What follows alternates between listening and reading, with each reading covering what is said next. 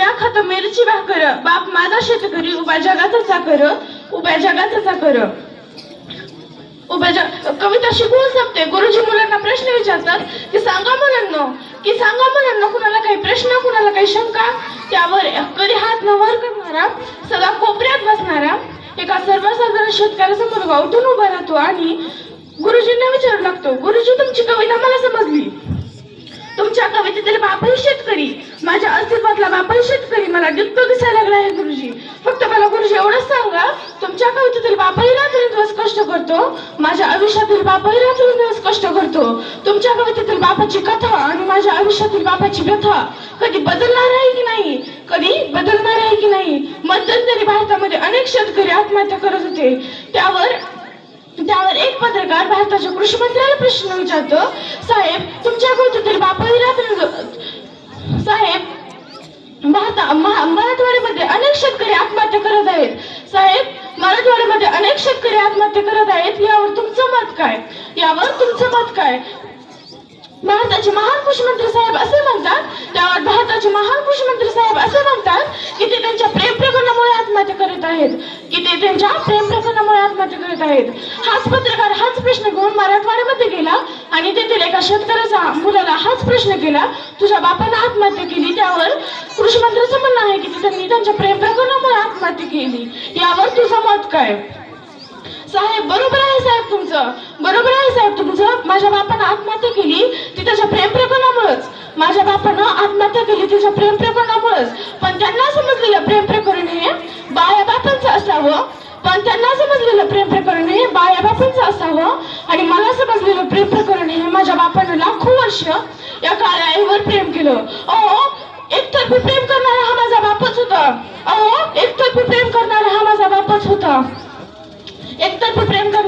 बापच होता. जेव्हा आकाशातून पाऊस पडला नाही, जमिनीतून पीक उगवलं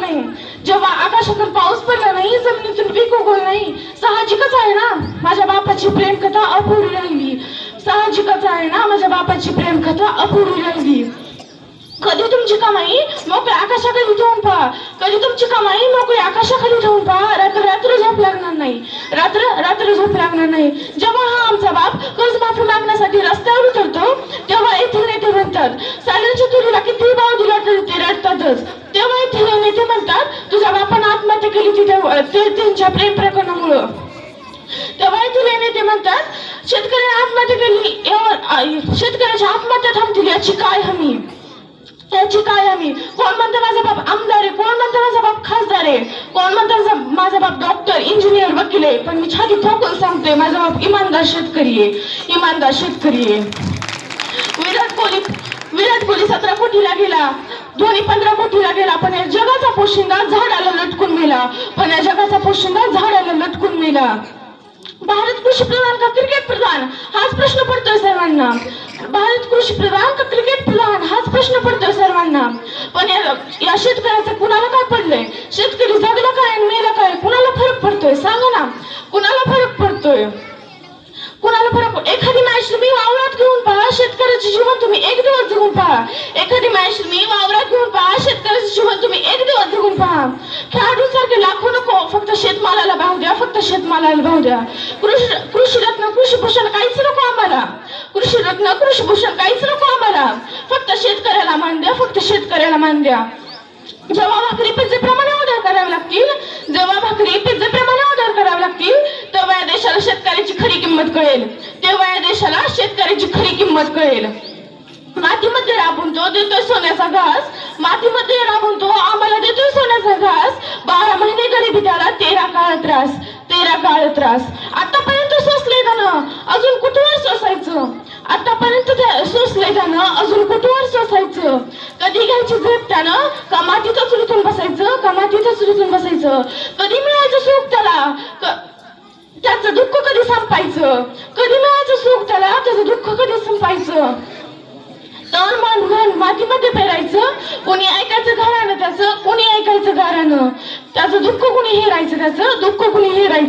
शेतकऱ्याला राजा का म्हटलं जातं माहित आहे का? शेतकऱ्याला राजा का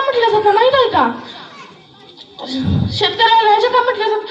पिकाला भाव मिळू देत या नाही मिळू देत, पाऊस पडू देत या दुष्काळ पडू देत, शेतकऱ्याने शेती पिकवणं कधीच थांबवलं नाही. शेतकऱ्याने शेती पिकवणं कधीच थांबवलं नाही.